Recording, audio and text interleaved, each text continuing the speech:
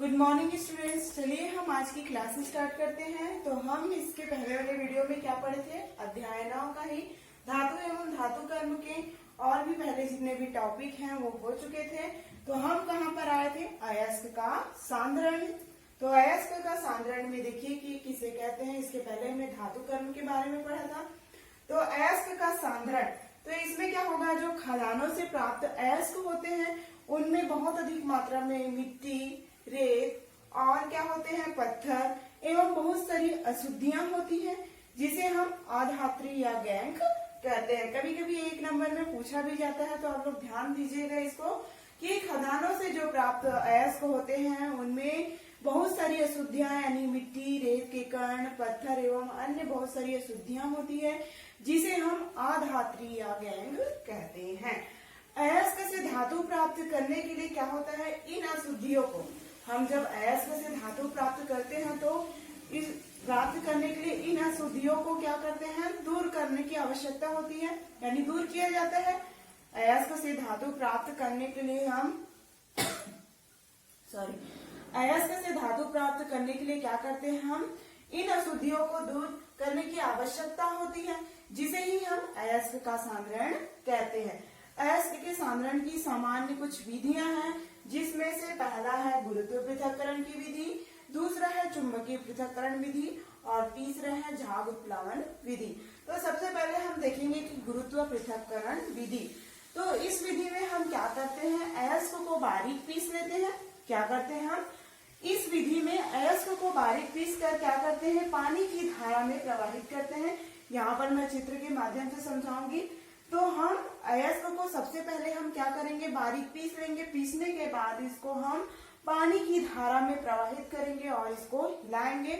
तो अयस्क के जो भारी कण होते हैं यानी अधिक घनत्व वाले जो कण होते हैं वो क्या होते हैं, तली में बैठते जाते हैं। मतलब हम बारीक अयस्क को पीस कर क्या करते हैं, पानी की धारा में प्रवाहित करते हैं और इसको हिलाते हैं। तो जो भारी कण होते हैं अयस्क के वो नीचे तली में बैठते जाते हैं और अशुद्धियां जो होती है वो क्या होती है, पानी की धारा के साथ बहकर निकल जाती है या फिर यहाँ पर एकत्रित होती है। यहाँ पर देखिए कि कम घनत्व वाली अशुद्धियां, तो अशुद्धियां जो है वो यहाँ पर होती है या फिर पानी की धारा के साथ बहकर क्या हो जाती है, निकल जाती है। तो इस प्रकार से हम कार्बोनेट हो गया, ऑक्साइड हो गया और हेमेटाइट के अयस्क की सांद्रण इसी विधि के द्वारा ही करते हैं। किसके द्वारा, गुरुत्व पृथक्करण विधि द्वारा। एक बार और देख लीजिए। सबसे पहले हम इस विधि में क्या करेंगे, हम अयस्क को बारीक पीसकर पानी की तेज धारा में प्रवाहित करेंगे और इसको हिलाएंगे। तो जो अयस्क के जो भारी कण होंगे वो तली में बैठते जाएंगे और अशुद्धियां जो होगी जिनका घनत्व कम होगा यहाँ पर एकत्रित होंगे या फिर पानी की धारा के साथ बहकर निकल जाएंगे। इस प्रकार से हम कार्बोनेट का हो गया, ऑक्साइड का हो गया, हेमेटाइट के अयस्क का सांद्रण भी इसी विधि द्वारा करते हैं। अब चलते हैं हम चुंबकीय पृथक्करण विधि, जिसकी सेकंड विधि है, उस ओर चलते हैं। तो चलिए देखते हैं अयस्क सांद्रण की दूसरी विधि क्या है, चुंबकीय पृथक्करण विधि है। तो इस विधि का उपयोग जब अयस्क में चुंबकीय पदार्थ उपस्थित होता है तब इस विधि का उपयोग करते हैं। तो इसमें क्या करेंगे, सबसे पहले अयस्क को बारीक पीसकर हम इसमें रबर पर चलने वाले बेल्ट पर यानी कन्वेयर बेल्ट पर क्या करते हैं, डालते हैं। ये हमने अयस्क को बारीक पीस लिया है। पीसने के बाद इस कन्वेयर बेल्ट यानी ये रबर पर चलने वाला एक कन्वेयर बेल्ट है, उस पर हम इसको डालते हैं। तो क्या होता है, अचुंबकीय जो पदार्थ है पट्टे के ऊर्ध्वाधर होते ही क्या होता है, गिरने लगता है। तो ये देख रहे हो कि हम अयस्क को बारीक पीस रहे हैं और इस कन्वेयर बेल्ट पर डालते हैं। तो ये जैसा ही ये पट्टा ऊर्ध्वाधर होता है तो ये अचुंबकीय पदार्थ क्या होता है, नीचे गिरने लगता है। और चुंबकीय पदार्थ क्या होता है, इस पर तब तक चिपके रहता है जब तक कि इसका चुंबकीय प्रभाव खत्म नहीं हो जाता, तब तक ये क्या होता है, चिपके रहता है। तो इस प्रकार से क्या होता है, दो ढेर प्राप्त होता है, एक तो अचुंबकीय पदार्थ का और दूसरा चुंबकीय पदार्थ का।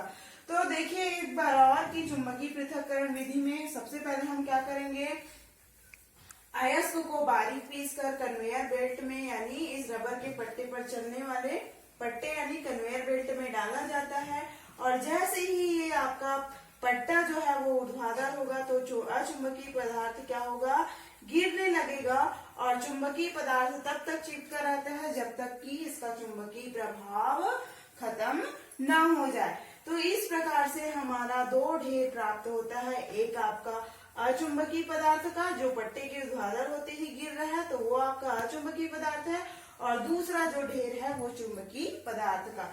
तो इस प्रकार से टीन के अयस्क में जब चुंबकीय पदार्थ की अशुद्धियां होती है तो उसको क्या करते हैं, पृथक्करण करने के लिए इस विधि का उपयोग किया जाता है। तीसरा हम पढ़ेंगे झाग उत्प्लावन विधि। अयस्क सांद्रण की जो तीसरी विधि है वो क्या है, झाग उत्प्लावन विधि। सल्फाइड अयस्क के सांद्रण के लिए इस विधि का उपयोग किया जाता है। किसके लिए, झाग उत्प्लावन विधि का उपयोग हम सल्फाइड अयस्क के सांद्रण के लिए करते हैं। तो इस विधि में क्या करते हैं, सल्फाइड अयस्क को बारीक पीसकर, यानी बारीक पिसे हुए सल्फाइड अयस्क में पाइन तेल और जल मिलाकर अधिक दाब पर वायु में प्रवाहित की जाती है यहाँ से। फिर उसके बाद वायु में प्रवाहित करने पर क्या होता है, झाग उत्पन्न होता है। तो यहाँ से हम प्रवाहित करेंगे तो यहाँ पर झाग उत्पन्न होगा, और सल्फाइड के अयस्क में क्या होगा, यानी सल्फाइड के जो कण होते हैं उनमें तेल की एक पतली परत, यानी तेल की एक परत बनती है, और उसमें परत बनने के कारण जो हवा के बुलबुले होते हैं, ये जो बुलबुले होते हैं वो सल्फाइड अयस्क के कणों में चिपक जाते हैं, जिसके कारण वो हल्के होकर क्या होते हैं, जो ऊपर की ओर यानी झाग की ओर क्या होते हैं, वो ऊपर उठने लगते हैं हल्के होने के कारण, और नीचे जो अशुद्धियां हैं, जो भी कंकड़ पत्थर मिट्टी, वो नीचे एकत्रित हो जाती है। तो एक बार और देखिए, ये आपका झाग है, ये वायु के बुलबुले हैं, और यहाँ पर जो दिखाई हल्का हल्का वो दिखाई दे रहा है, ये क्या है, पिसा हुआ बारीक अयस्क है। तो देखिए एक बार, झाग उत्प्लावन विधि मतलब इस विधि का उपयोग सल्फाइड अयस्क के सांद्रण के लिए करते हैं। तो सबसे पहले हम सल्फाइड अयस्क को बारीक पीसकर पाइन तेल और जल मिलाकर वायु के अधिक दाब पर यहाँ से प्रवाहित करेंगे तो झाग उत्पन्न होगा, और फिर क्या होगा, जो अयस्क के कण होंगे उनमें तेल की एक परत बन जाती है, जिसके कारण क्या है, जो हवा के बुलबुले हैं वो उस पर चिपक जाते हैं, और हल्के होने के कारण, इसी कारण वो हल्के होने के कारण झाग की ओर ऊपर उठने लगते हैं, और नीचे यहाँ पर जो है वो अशुद्धियां क्या होती है, जो भी मिट्टी है, रेत है, कंकड़ पत्थर है, वो नीचे अशुद्धियां एकत्रित होने लगती है। तो ये तीन विधि हमने क्या पढ़ा, अयस्क के सांद्रण की सामान्य विधियां, जिसमें हमने तीन विधियों का अध्ययन किया है। सबसे पहले हमने गुरुत्व पृथक्करण विधि देखा है, दूसरे में चुंबकीय पृथक्करण विधि, और तीसरा क्या है, झाग उत्प्लावन विधि। आगे का टॉपिक की ओर चलते हैं, तो चलिए हम देखते हैं आगे का टॉपिक जो है वो क्या है, धातु का निष्कर्षण। तो धातु का निष्कर्षण, धातु की सक्रियता, यानी धातु का निष्कर्षण विधि धातु की सक्रियता और अयस्क की प्रकृति पर निर्भर करता है। आप सभी जानते भी होंगे या सुने होंगे, अगर नहीं पता है तो मैं बता दूं कि अधिक क्रियाशील धातुएं जैसे सोडियम हो गया, पोटेशियम हो गया, कैल्शियम हो गया, इन यौगिकों को उनके तत्व के रूप में प्राप्त करना क्या होता है, कठिन होता है। और इन यौगिकों में जब हम विद्युत धारा प्रवाहित करते हैं तो धन आयन और ऋण आयन पृथक होकर क्या होता है, कैथोड की ओर अपचयित होती है, और क्या होता है, हमें धातु प्राप्त होता है। इस प्रक्रिया को हम क्या कहते हैं, विद्युत अपघटन कहते हैं। एल्यूमिनियम भी इसी विधि से प्राप्त होती है। ये तो हो गया अधिक क्रियाशील धातुओं की बात कर रहे हैं। अब मध्यम और निम्न क्रियाशील धातुओं को उनके ऑक्साइड या फिर सल्फाइड या कार्बोनेट, यानी मध्यम और कम क्रियाशील धातुओं को उनके ऑक्साइड, सल्फाइड या कार्बोनेट को अयस्कों से रासायनिक अपचयन विधि द्वारा प्राप्त किया जा सकता है। ठीक है, किसके द्वारा, रासायनिक अपचयन विधि के द्वारा प्राप्त हम कर सकते हैं। उसी प्रकार हम देखेंगे कम या फिर निम्न सक्रिय धातु जैसे पारा हो गया, तो पारा को उनके ऑक्साइड या सल्फाइड में केवल गर्म करके प्राप्त किया जा सकता है। तो ये हो गया आपका धातु का निष्कर्षण। अब हम देखते हैं आगे का जो पॉइंट है वो क्या है, धातुओं के सल्फाइड या कार्बोनेट अयस्क का ऑक्साइड में परिवर्तन।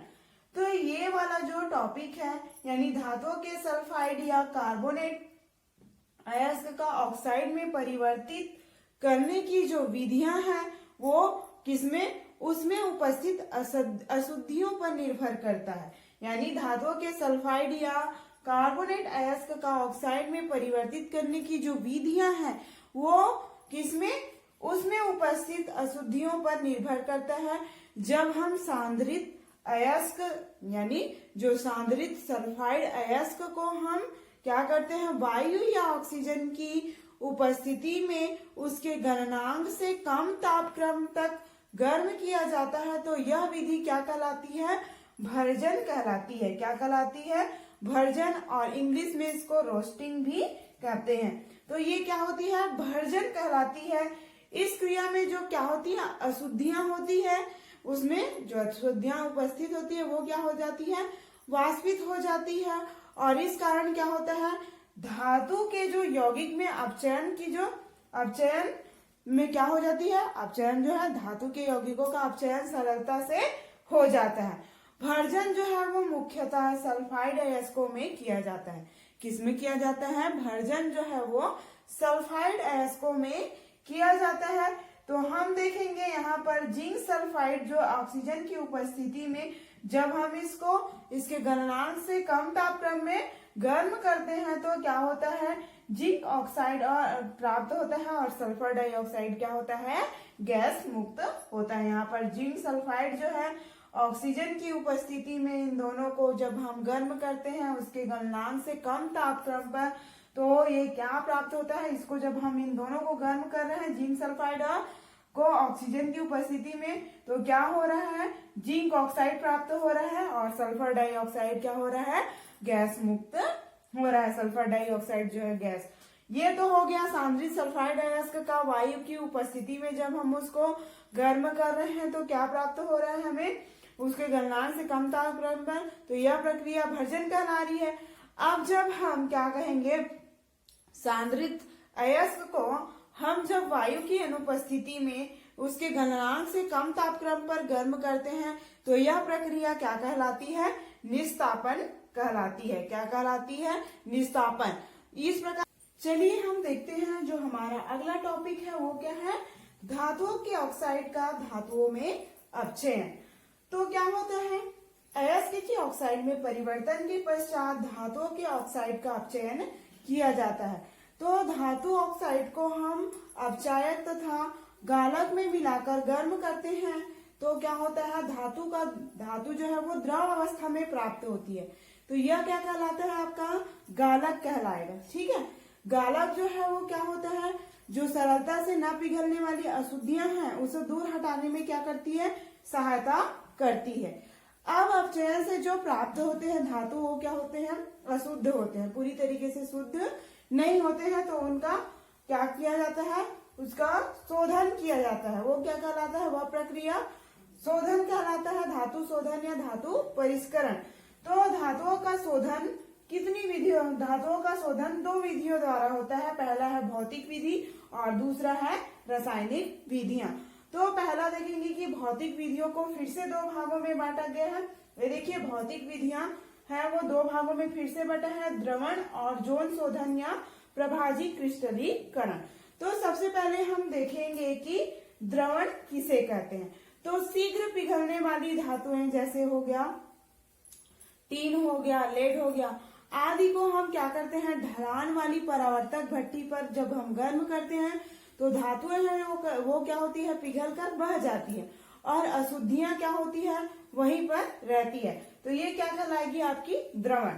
और दूसरा क्या है, जोन शोधन या प्रभाजी क्रिस्टलीकरण में क्या होता है, इसमें देखेंगे तो इस विधि में क्या होता है, जो अशुद्धियां होती है वो ठोस अवस्था में अधिक नहीं होती, वो द्रव अवस्था में अधिक विलय होती है।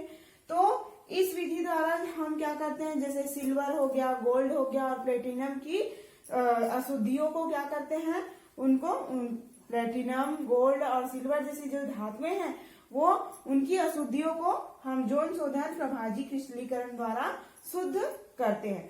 तो इसमें क्या करते हैं, सबसे पहले हम क्या करते हैं, अशुद्ध धातु की एक छड़ बनाते हैं, जैसा कि यहाँ पर चित्र में दिखाया गया है। मान लो जाए आपका क्या है, अशुद्ध धातु की छड़ है। तो सबसे पहले हम क्या करेंगे, ये अशुद्ध धातु की एक छड़ बनाएंगे, फिर उसे वृत्ताकार उष्मक से, यानी ये वृत्ताकार उष्मक देंगे उस धातु की छड़ को, मतलब उस धातु के पिघलते तक उसको हम गर्म करते हैं। फिर पिघलने के बाद क्या होता है, इसमें हमने एक अशुद्ध धातु की छड़ बना लिया और उसको हम एक वृत्ताकार उष्मक से उसको तब तक गर्म करते हैं जब तक कि पिघल ना जाए।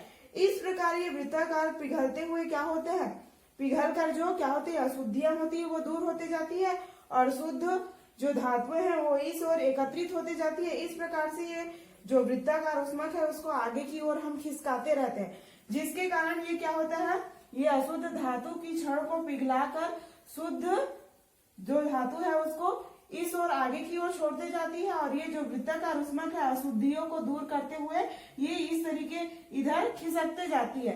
तो क्या होता है, इस प्रकार से इस प्रक्रिया को बार बार दोहराने से हमें क्या होता है, शुद्ध धातु प्राप्त होता है और जो अशुद्धियां होती है उसको हम काट कर पृथक कर लेते हैं। यहाँ पर ये क्या है दिख रहा है, वो वृत्ताकार उष्मक है और ये क्या है, पिघला हुआ धातु है, यानी पिघला हुआ जो भी जो धातु है पिघला रहे हैं वो है।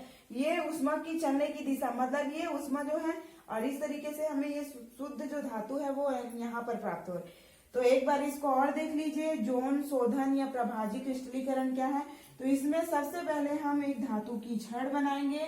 ये धातु की छड़ क्या होगी, अशुद्ध धातु की छड़ होगी, जिसको हम वृत्ताकार उष्मक देकर क्या करेंगे, उसको तब तक गर्म करेंगे जब तक कि वो धातु पिघलना स्टार्ट ना हो जाए। तो ये पिघल कर क्या होगा, जो शुद्ध धातुएं हैं वो इस ओर एकत्रित हो जाएगी और अशुद्धि फिर इस प्रकार से ये जो वृत्ताकार उष्मक है वो पिघलाते हुए इसको क्या होगा, इस ओर खिसकते जाएगा और अशुद्धियां क्या होगी, इस ओर एकत्रित होंगी और शुद्धियां क्या होगी, शुद्ध जो धातु है इस ओर प्राप्त होने लगेगी। इस प्रकार से इस प्रक्रिया को बार बार दोहराने से बहुत ही शुद्ध हमें धातु प्राप्त होता है और जो अशुद्धियां रहती है उसको हम काट कर पृथक कर लेते हैं। तो ये हुआ धातुओं का शोधन की भौतिक विधियां, जिसमें हमने द्रवण और जोन शोधन या प्रभाजी क्रिस्टलीकरण विधियों के बारे में पढ़ा।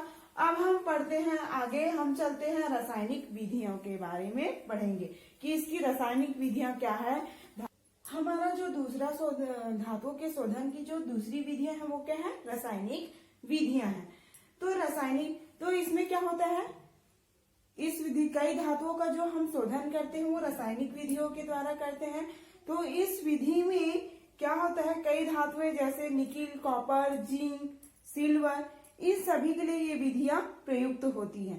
ठीक है, और क्या होती है, धातुएं जो होती है वो क्या होती हैं, शुद्ध होती हैं। लेकिन यहाँ पर जो अशुद्ध धातु है वो कहाँ पर स्थित है, एनोड पर स्थित है, जिसे हम एनोड पंख कहते हैं।